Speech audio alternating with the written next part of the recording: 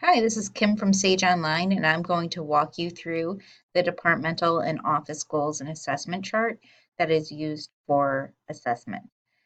As you can see here on the form, there's a spot for you to list your department name, who is doing the assessment, the college and the school that your program or office belongs to. There's also a spot for the date you're submitting it, as well as a spot for your mission statement and your departmental goals.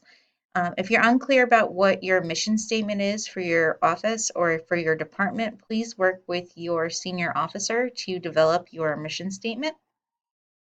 And then there's also a section for the academic year in which your goals were being assessed, and you would just want to enter the checkbox for whichever one you were using. In the chart below is where you're going to start entering your data.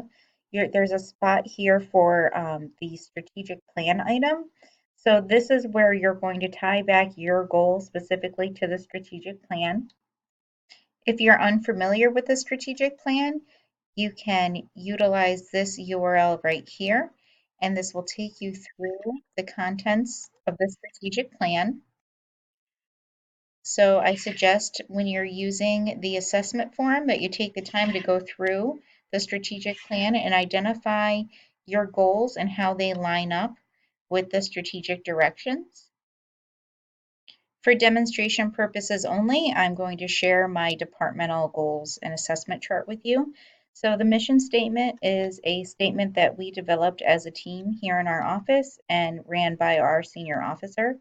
And then our departmental goals, these are the goals.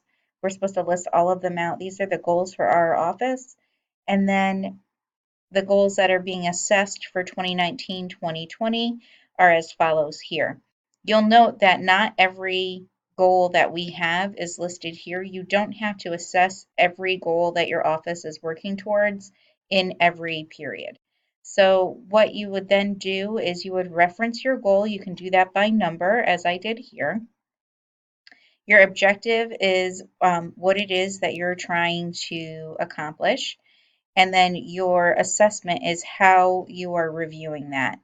And then your assessment results are going to be based on your findings. And then your analysis and follow-up action are basically your review and what you can do to improve in the future.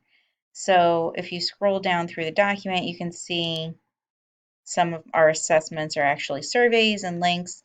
So you can hyperlink things into this form as well to share with the assessment team.